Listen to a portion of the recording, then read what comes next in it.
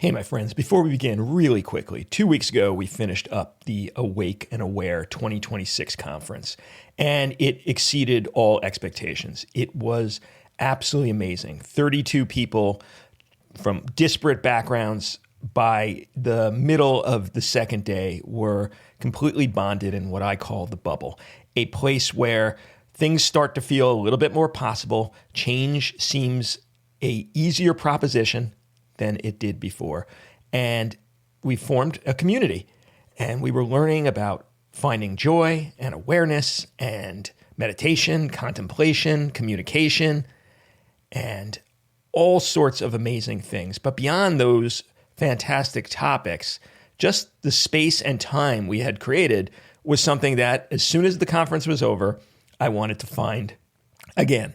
And in service of that, we have already planned the dates for the 2027 conference. Now, the way we do this is in a Kickstarter style. So the Kickstarter is up now. And that means if within 2 weeks we get 18 people to sign up for the conference in Scottsdale, Arizona, February 21st through 24th, 2027, then the conference is a go. And if we don't, then we're not doing it. It's too impossible to set up conferences without knowing we have this foundational base. And to support those people signing up so early, the tickets are at cost. That is the lowest things could go because we're not going to go below cost. So this is the lowest tickets will ever be, is at cost if you sign up now. And once those 18 slots are gone, then the tickets will be significantly more expensive after that. So if this sounds at all intriguing, then just go to awakeawareconference.com. Awakeawareconference.com. All one word, awakeawareconference.com. Now let's get to the show. Hey folks, Scott Weingart here, and this is an EMCrit. Today on the show, we're going to be discussing a new modality of ECPR, ECMO CPR, aka extracorporeal life support. And this was sparked by a paper I had seen called Treatment of Refractory Cardiac Arrest by Controlled Reperfusion of the Whole Body, a multi-center prospective observational study. And the senior author for that was Friedhelm Beiersdorf. And I actually got him on the show to discuss this because the results in this paper were kind of crazy. So this was a paper on both in-hospital and out-of-hospital cardiac arrest patients. And what they did is they put them on an entire strategy and system they call CARL, which is the controlled reperfusion of the whole body system. And what they had in this paper was a 33% overall neurologically intact survival for patients in and out of hospital blended together. The in-hospital neurologically intact survival rate was 41%. The out-of-hospital neurologically intact survival rate was 28%. And the ones who were cannulated in the field had even better neurologic outcome. Now, you might say, well, that's interesting, Scott, but it's not as impressive as the Yiannopoulos et al. Arrest trial. And I'd say, sure, until you actually look at the rhythms included. And the Yiannopoulos trial was VFib pulseless VTAC. This CARL paper, which is not an RCT, but when you compare it to the known historical baselines, it's impressive stuff, included PA and asystole. In fact, half of the patients in the study were PA and asystole. So now those numbers become a little bit more amazing because these are rhythms traditionally that have a dismal survival rate. And so I wanted to speak to someone involved in the paper to find out what's going on. And that's what we'll discuss in this episode. Now, this is really an episode of interest for pump heads, my fellow ECMO brethren, but I think everyone will be interested in the things in this paper because this is, I think, the future of CPR resuscitation. So just to put up front, Dr. Beiersdorf does have the conflict of interest in that he is the founder and shareholder now of Resuscitech, which is the parent company for the entire CARL system. And so, that's why one doesn't have CME attached to it. And so always have that in the back of your mind. But obviously, he is enthusiastic about this therapy because he helped develop it. So what we'll do now is Dr. Beiersdorf will give some general information about the both Carl system and the Carl strategy, and then I'll do a little summary of that because there's a lot. And you can also see the show notes for far more information on it. And I should say, I don't have any conflicts of interest on this. I'm not getting paid for this episode. I have no connections to this company. I am not investing in this company. I purely think this was pretty amazing. And there's some real points to tease out as to how much of this is the technology and how much is the strategy. And if it is mostly or partially the strategy, how much of it you could take to your own center. So we'll discuss all of that in this episode. Let's roll right in. So tell me a little bit about your practice. What are you actually doing day to day? Yeah, so I have been the chairman of cardiovascular surgery department at the University of Freiburg for almost 30 years. So 22, I retired from clinical work and I am doing now exclusively research. And I started with this project already. We started with a startup company from the University of Freiburg in 2010. And to be honest, I started with a whole project of repair tissue and avoiding reperfusion injury almost all my life. So I was a research fellow at UCLA one day. And since that time, we did hundreds of things, and including now finally the application of what we learn for the whole body. And that's what we have done. Yeah. Fantastic. That's what we're going to talk about today. And I'm super intrigued. And so I guess the first question I would have is folks like Dimitri Yiannopoulos have seen amazing results with ECPR done in the cath lab with standard VA ECMO. What makes the Carl or the whole body reperfusion different from standard VA ECMO that we're used to for ECPR? Oh, perfect question. So I want to even start with a chest compression and CPR. Okay, standard conventional CPR. We all know what it is. So far, so good. Since you cannot replace the cardiac and lung function, ECPR started, and I'm supporting very much ECPR. I think this is the right step, but also, as we all know, except of Yiannopoulos, who has published in this randomized trial very good results, but worldwide, that's the only study which showed great results. And therefore, the question is, why is it? And then one should even go back a little bit and say, why are the results after CPR not good? And they are not good for several reasons. First of all, you do not replace the diseased organ, namely the heart, because in 70% they all have an infarction or whatever. Second, during cardiac arrest, no flow, and CPR, low flow, you do have a ischemia or hypoxia of the whole body. So if ROSC can be obtained, you will have a reperfusion with normal blood, with everything normal, and this creates a reperfusion-reoxygenation injury in addition to the damage before. And this, in my view, is the reason why regular ECPR has not the perfect results, what we all would like to have. Now, our approach is sixfold. First, we do want to, of course, replace the heart and oxygenation, the lungs, because they don't work. We have to do that. However, our extracorporeal circlet is different from any other circuit, and I come back to this in a second. Mm-hmm. Second, we do want to have multi-organ repair. Multi-organ repair is done. So what we do is that we take out the venous blood, then this blood is modified in 14 parameters. These 14 parameters are these parameters of whom we know that they might damage the body after ischemia hypoxia. So just several examples. We know that calcium is going into the cells after ischemia, so we lowered the calcium. We know that there is cellular edema because these proton pumps doesn't work anymore. So we have a hyperosmolar and so on and so on. So all these 14 parameters have the reason, and all this is published not in our papers, but in many papers. So it's not new, so to speak. Let me pause you there, Dr. Beiersdorf, because this was one of the things I really wanted to clarify.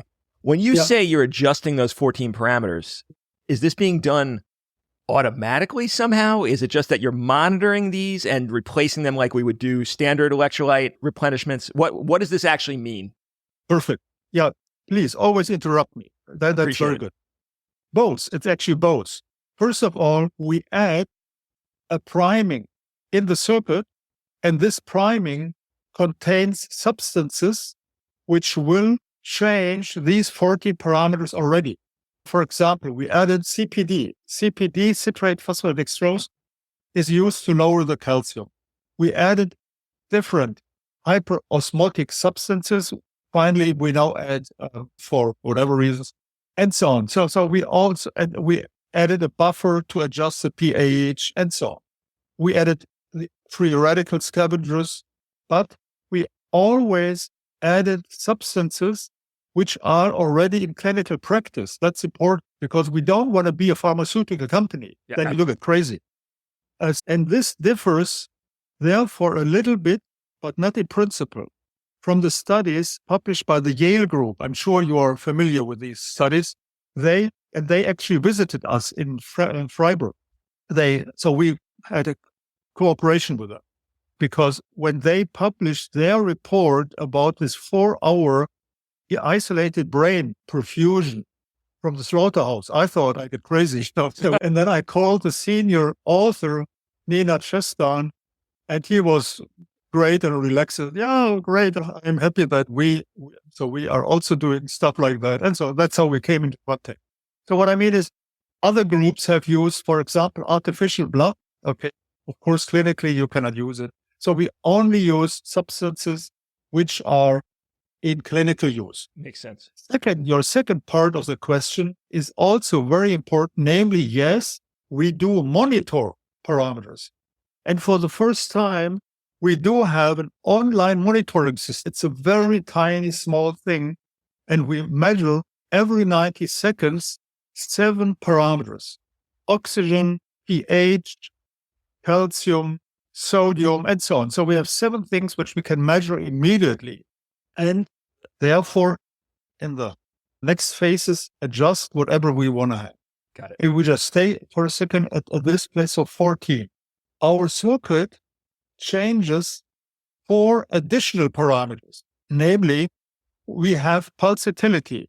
Pulsatility is explained in one of the figures in the supplemental part of our paper, because in the brain, when the neurons are hypoxic, the capillaries close by active contraction. And this was published in Nature 2014, and there is a very nice figure in there. And therefore, even if you have ROS, you perfuse the big arteries, but not the capillaries. And in order to avoid this, we have, first of all, pulsatility. Pulsatility is being achieved by 2 pumps, which is technically very difficult. That's the reason why heart-lung machines always have 1 pump. You could also have 2 pumps, but this is very complicated for the perfusionists in order to avoid suctioning of air. And this is automatically done by our system. So you or any doctor has nothing to do with the problems with 2 pumps. You just turn the knob and start. So this is done automatically, and we create a pulsatile flow, number 1. Number 2, these 2 pumps allow an extremely high flow and pressure. In order to overcome this no flow or low reflow phenomenon in the brain, we do need high pressure. And that's what we are measuring. I come to the monitoring in a second. That's what we are also measuring. So you see it on the screen, what you are doing. And so we have pulsatility, high flow, high pressure, and immediate hypothermia. So we have an additional device filled with urea. Urea creates immediate hypothermia if you crash it. The same principles, by the way, from these heating devices which you use for skiing. Yep. And then they crush something and then it's hot for the fingers. And here you use the same principles, but on the cold side with urea. And we are able to decrease the temperature of the patient within 20 minutes down to 32 to 33 degrees from 36 or 37. So these 4 things are also changed and modified. So now we have the multi-organ treatment, which consists of 14 plus 4 parameters. So next thing, now we have the extracorporeal circuit, right? We have multi-organ, and now monitoring. Monitoring is extremely important. So we monitor many things with a fiber optic catheter, which is inserted into the femoral artery cannula into the descending aorta. We measure the pressure in the descending aorta. So there you see now systole and diastole due to the pulsatility. Then we measure the temperature. Then we measure certain hemodynamic data, cardiac output, revolutions per minute. Of course, heartbeat, I think 1 or 2 more.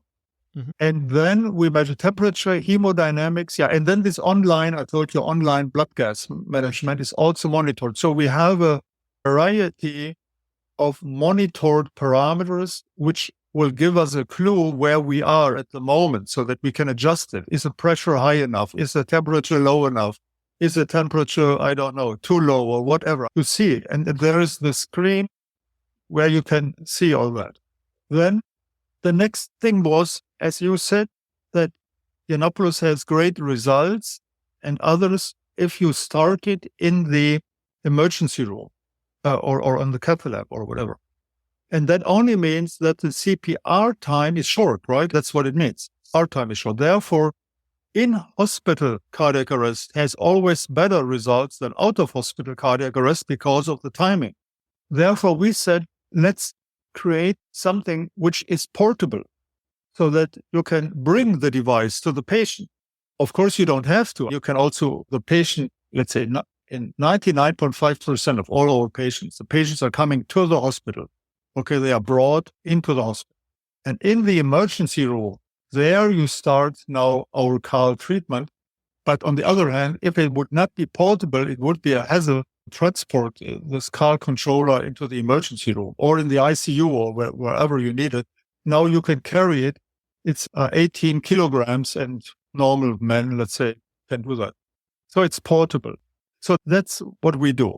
Extracorporeal circulation, different from the one before. Multi-organ treatment was not done at all. Monitoring was not done at all, at least not to this extent. Cooling is new, was not done before. And portable is also new, let's say. And that's how it is.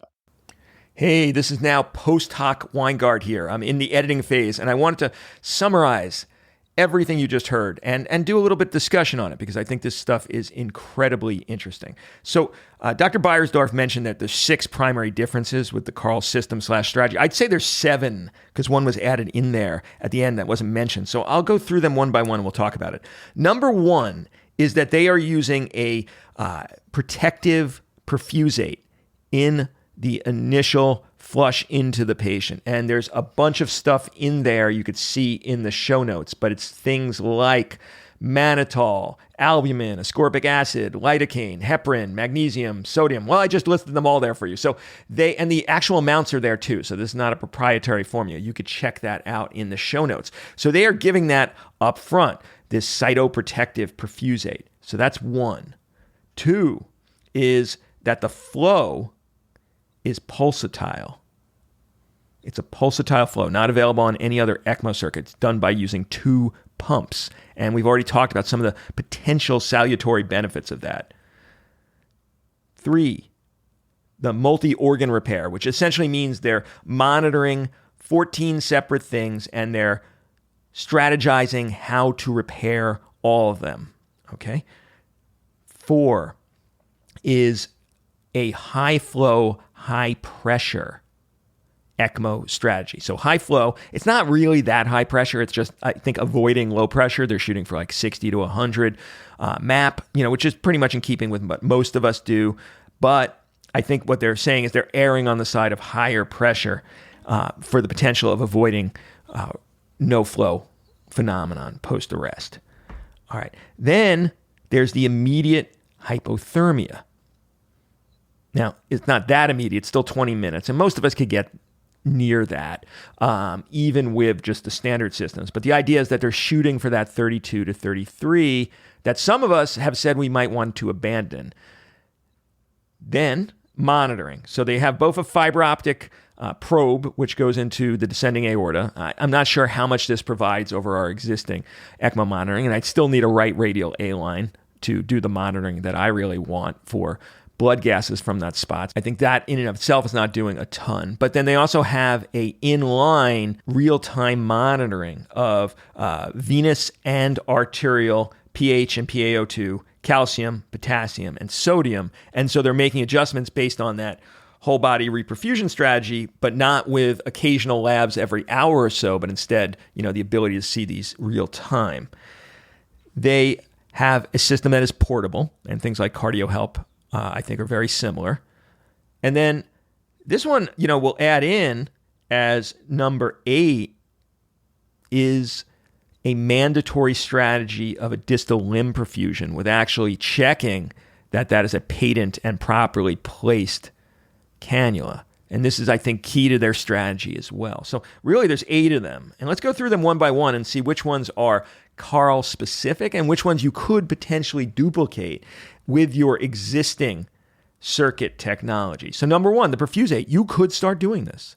You could look at the data, and Dr. Beiersdorf and his co-authors have nicely referenced all of it, and you can make a decision. Maybe this is something you want to implement in your own shop. 2, the pulsatility. Well, this is the one that you're not going to get anywhere else except for the Carl system. Number 3, the multi-organ repair. All the strategies laid out, I have the papers in the show notes, and you could decide if this is something you want to implement on your own. Number 4, the high flow, high pressure. Now, when I speak to Jason Bartos, he's one of the 2 folks really behind that ARREST trial that had, to date, the best RCT evidence of neurologically detect survival for ECPR. He also really loves a high flow strategy. He is a big advocate of that. When many have gone to a lower flow in an attempt, and it's questionable the physiology, and Dr. Bartos would disagree that this has any validity, but in an attempt to reduce afterload and have good heart pumping. But he would say high flow has nothing to do with the afterload, that the afterload could be manipulated by vasodilation. So really, it's a question of high flow, reasonable pressure, which I think is the Carl strategy as well, even though they're calling it high pressure. I wouldn't call it high pressure. They're not normalizing the pressure. So high flow, I think, is easily adaptable to whatever center you're already in. Next up, number 5, the immediate hypothermia.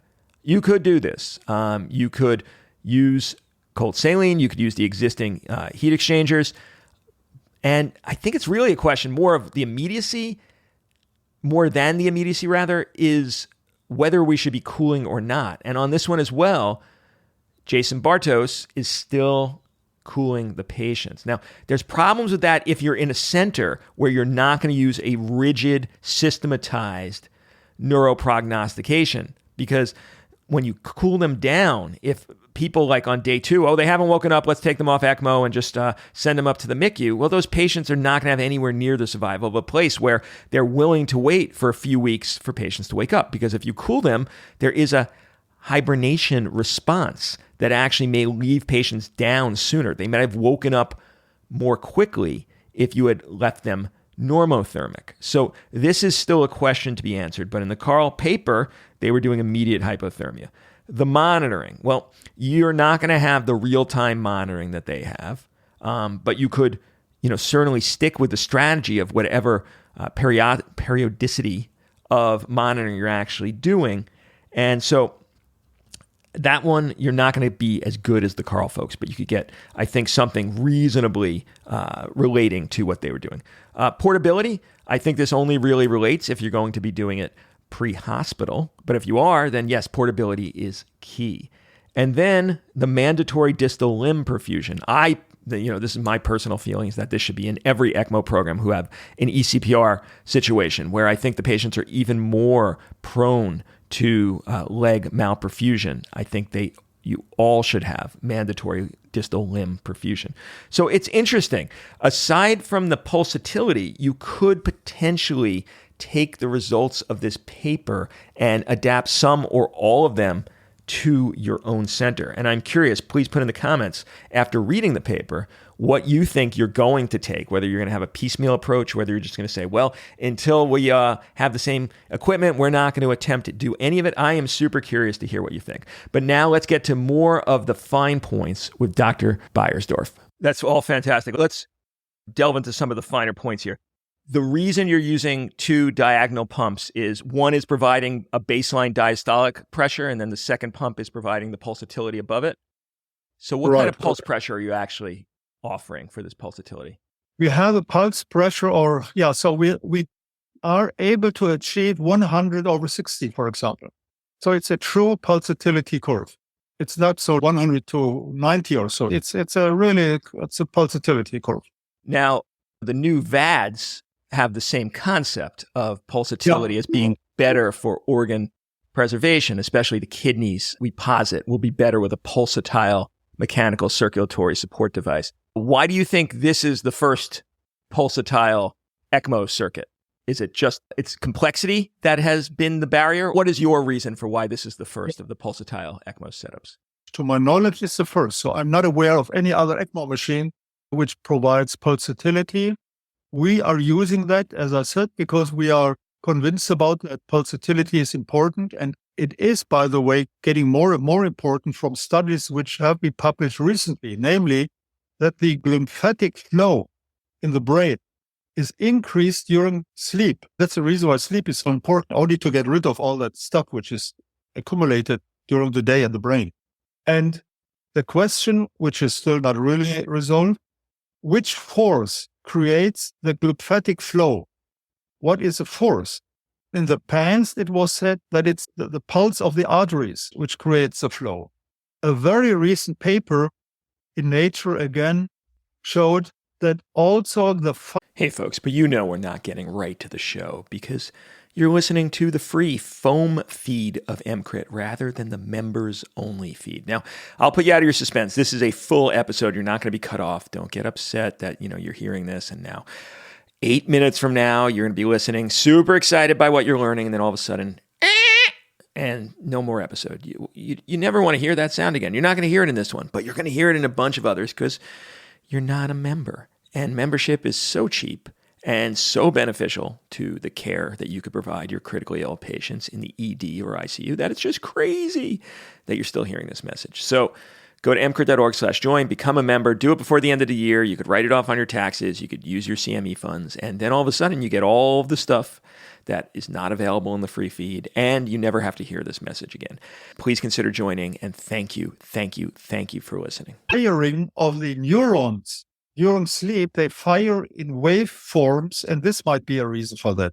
No, whatever the reason is, we all don't know, but pulsatility definitely adds. And what you just mentioned is very important. Obviously, it's not only true for the brain, but it's obviously also true for, as you said, kidney and so on. Obviously, this pulsatility is helpful at least in organs which have been damaged. If it's helpful, like in the heart-lung machine, where the body, of course, has not been damaged, it should be in a good state, that's a question. There are many papers published showing that pulsatility in the heart-lung machine, cardiopulmonary bypass, does not provide any benefit. And that's also, by the way, one of the reasons why it has not been used in the past, because one said it doesn't matter. But in the light of these new papers, which I just mentioned, and especially in the light that we have, after cardiac arrest, tissue which is completely damaged, it might very well be a difference, yes. Now, the study was quite striking because most of the previous ECPR trials have had a very tight inclusion criteria for who's getting in. And the ARREST trial you're not very tight. We're talking only VFib, VTAC exclusively. Now, they weren't so tight on the low flow time. Their average was 65 minutes. So they were pretty inclusive for that, but certainly they weren't doing PA or asystole. You took all comers. All rhythms were acceptable and yet had remarkably high neurologically intact survival rates in this paper. And now it's not an RCT, but when you compare against historical controls, I think it's still incredibly relevant. We know what the baseline is. And in fact, you had the baseline for your centers. So it's meaningful. But there's so much in this whole body reperfusion trial that it's difficult to piece out which individual modalities are really doing the benefit here. So if you had a guess, if you had to just hypothesize, what's doing the work, or is it really a case that you can't separate it out? You have to say it's the whole package or nothing. Very good. Again, you are great. Just please, because you know exactly what's going on. I love it. Your first point, all-comer study. Yes, it was an all-comer study. Why? Because we have used this method clinically only at a very first trial after we found live neurologically intact in 90% of all pigs after 20 minutes of complete walk, cardiac arrest. And then we said, oh, this is unbelievable. Let's start. And we went to the ethics committee and they said, yeah, the next 14 patients are yours. And this is also published, of course, one center and so on. And also, again, huge survival, unbelievable. Out of these 14, 7 survived and 6 survived with good neurologic recovery. So we were really astonished. But this was done with a home garage-built huge device. You could not use it. And then it took years before this new device was finally established. Then there were some case reports. One lady, 120 minutes of cardiac arrest and CPR, both, of course, all the time, survived and went home. So it was a case report, another case report.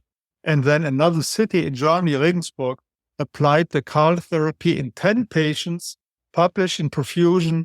And they also found 5 of these out of these 10 patients survived. Unbelievable. So I never talk about 50%. I'm happy if 20% are surviving. Absolutely. Not 50%. I don't know how these 50% came along. No idea. And then we said, okay, now listen, now we have to do the next step. Let's do a 7-center, 3-country observational study. We did not aim for a randomized trial because we had no idea what's going on. Nobody knew. Maybe that didn't work at all, or we don't know. And then this trial started in 2019, exactly before Corona. Okay, so we got crazy. Nobody cared about cardiac arrest. Right. Crazy for Corona. 100%. Oh, it was awful. So finally, we said, whoever comes in the hospital and whoever has cardiac arrest, he is being treated. Okay. And that's how it is. If it was an 85, I think the oldest was 86 or so.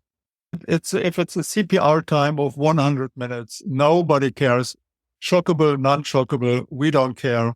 Now we got one, now we use it. That's how it went. And then we were astonished to see these results. Exactly. We said, yeah, that's unbelievable, especially in these subgroups. If you look to, I think, table 1 or so, table 2, that there are, of course, differences. In-hospital survival is 50%. Out of hospital overall survival was 35%.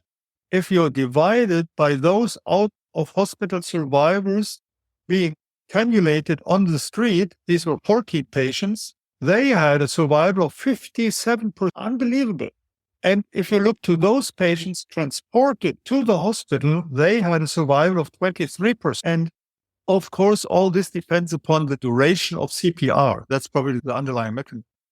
And so also that's how it came all about, that we had an all-comer, and even older patients with shorter CPR had a good survival, and so on. And there was this table, I don't know, table so-and-so, where you see age and duration of CPR, where you could see that even at these long CPR times, above 60 or even 90 minutes, was still survival. So that was quite interesting. But it is as it is. These are 69 patients, so that's it. Of course, a randomized study has to follow, but as you also know, do a randomized study with cardiac arrest patients. This is really painful. 100%. Super hard. Oh, terrible. And your next question is also great. Which parameter is more important than the other? Clear answer is, I don't know. Yep. So I don't know. That. No idea. Understood. And as long as I live, I will not figure out which of these 14 plus 4 is more important than the other. So I'm happy that at least you get some results. If you have these 18 parameters, you get some results. I got it. Which is more important, I don't know. Let me go back to a small point. We in the ECPR world in the United States have been moving to smaller and smaller cannulae to avoid the risks of cannulation, to decrease the risk of bleeds. With your high pressure, high flow setup, what kind of cannulae are you folks preferentially using? Yeah. So we have used different cannulas because we had 7 different centers, okay? And we did not ask them to use a specific cannula. We said, you do whatever you do with ECPR anyway. And they are not very small. So that's what I mean. And you know what I mean by these are not cannula which you use every day for ECMO. So not especially very small. The reason to use small cannula is more than understandable. Yeah. Smaller cannulas have their huge advantages. I have no data which I could show you showing that through a smaller lumen, the same flow, pressure, and pulsatility can be achieved than through a larger lumen. Again, I don't know. Okay, I have no idea. Maybe not. I don't know. So you folks didn't specify any minimums at all. It was whatever the individual centers wanted. Exactly. Because with this new method, you could not, they were trained, they got a certificate from us to do it, but they were all experienced centers and you could not tell them what to do and do what they're doing. That makes total sense. I'm just thinking now about, because obviously we don't have the actual setup you have. We don't have the circuit, but we do have the ability to take some of this and actually implement it. So what do you think about piecemeal? The perfusate that you give at the initiation, that's something any center could do, but they wouldn't have all of the rest. They wouldn't have a pulsatile ECMO setup. They wouldn't have the onboard monitoring, but they could conceivably be sending labs frequently and doing a repletion of the various parameters at maybe not as quick, but still with some alacrity. What do you think about that? Is it adopt everything at once, or do you think centers should be taking the pieces they could do tomorrow from this? Of course, you could do it. Of course, yeah. You have it anyway. It's not forbidden. And of course, yes, of course you can do it. But I don't know the results. I have no idea. And I only know from our reperfusion injury research, which we had done. For example, also we worked on cardioplegic solutions for many years. And if you only pick 1 or 2 of these ingredients, so to speak, usually the results are different.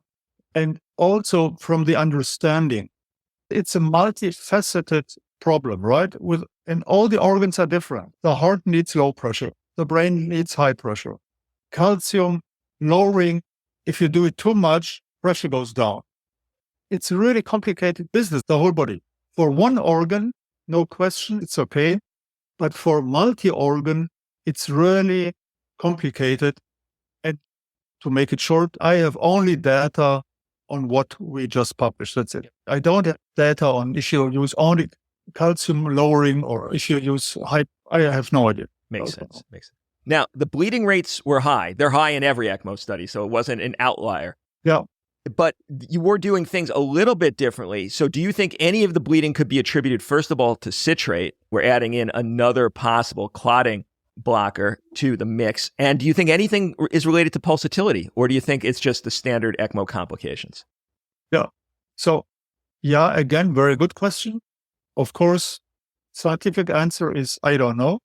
But from my feeling is that, yes, there are bleeding complications, of course. But on the other hand, we don't found them higher than in our normal ECPR patients. So we, as you have seen in the paper, we compared it to our decade-old or even 2 decades-old ECPR results. So we do ECMO, ECLS every day for different reasons in the OR and whatsoever. And they all have these complications, yes. So at least in our hands, let's say, we don't have the impression that it's any different from what we saw before. One thing is what we always do regularly. We always have a distal limb perfusion, always. Yep. Because we saw terrible complications. The patients lost their leg at the end, or they even died because of the ischemic limb. Awful. Everything was perfect. And now this limb, so we always integrate with a very small cannula, integrate. And even sometimes this cannula was in the wrong vessel, was in no vessel at all these problems. Yep. So we now have even a imaging of the position of the cannula for the limb. And now it's really decreasing. Now it's decreasing. Now we have rarely complications with ischemic limbs, not with bleeding, that's the same, but with ischemic limbs. You're speaking right to my heart. One of the most crushing times of my whole career was when we had got an ECPR patient who had woken up on day one and was talking to his family and then died from his dead leg because the vascular surgeon said, the perfusion's fine, they don't need it. And it's just devastating. It's hard. Or exactly, I agree 100%. Same experience. Or the other excuses, I do it when the limb get cold. Yeah, that's a little too late. Crazy, really. When the limb is cold, the limb is cold. Finished. It's game over. It's the end. All right, last question is always the same. What should I have asked you that I didn't ask you? I think you did a wonderful job. Ask everything you can. I think, in my view, even though we don't have a randomized study, I think we are now at the edge of doing something different in patients with cardiac arrest, which is great, right? The results are not good with CPR, and that's the reason why we work in this field, because we want to make it better. If you have a survival of 99%, you have a hard time improve it. Now we can improve it, and I think that everybody who is working in this field has to be congratulated that he or she has the nerves and the empathy and everything to work in this difficult field. But hopefully at the end, we will be able to increase neurologic intact survival in our patients. That would be fantastic. And now not for the first time, I mean, there are steps all the time. Now we are on the next step, next evolution, and we will. I love it. I cannot thank you enough for your time. This has been absolutely fantastic to speak with you. Okay, so the papers are in the show notes for this episode, and I want to know, if you are a pump head, what you think. Is this the future? Is this you're on the fence until there's an RCT? What is your stance on all of the stuff mentioned? I am intrigued and desirous for more information. And if I had access to this, I would say this is a fantastic system to have for your ECPR program. But I want to know what you think. Now, I would be crazy remiss if I took an audience that has been listening to 40 minutes of this and didn't mention the Reanimate conference, which is happening in November 2024 in San Diego, which is our resuscitative ECMO conference, where you will be hearing from the best people in the world on exactly what you should be doing to take a patient who would ordinarily die or not be neurologically intact and then put them on ECPR and then have them walk out of the hospital with basically an insane rate, between 44 and 50% in VFib and VTAC when the rates are just dismal without that. So, if you've listened to this podcast and you're like, I want to do this, well, then this course is the way to get that done. So just go to reanimateconference.com. That address again, reanimateconference.com, and buy a ticket and come because you will learn how to do ECMO in 2 days, and then you will be able to put a patient on pump, because in every single class we've had someone who has gone back to their home institution, never did ECMO except in our course, and then had a neurologically intact survival. We've gone, all the way through having these incredible saves for people who have just taken the course. So if you're interested in that, go to reanimateconference.com. This has been Scott Weingart for the EMCrit podcast saying bye-bye. All right. Remember what we talked about at the very top of the show? If you're interested in the Awake and Aware Conference, Scottsdale, Arizona, February 2027, then just come to awakeawareconference.com. Check it out. Take a look. awakeawareconference.com. Bye. Oh, do I hate that sound? I know you hate that sound, but that is the sound you hear at the end of a paid episode in which you only get partial content. And that's because you're not a member of EMCrit. You are not an EMCritter, which means you're not getting all of the up-to-date critical information to help your super sick patients. Whether you're in the ED, ICU, or the pre-hospital environment, EMCrit will help you take care of your patients better. It's cheap, it's tax deductible, or you could get it reimbursed on your CME, and you're part of something bigger than just this content. You're part of the team. And we're going to have so much incredible stuff coming out in the next year. New things, new episodes, new forms of education, and you're not going to want to miss out on it.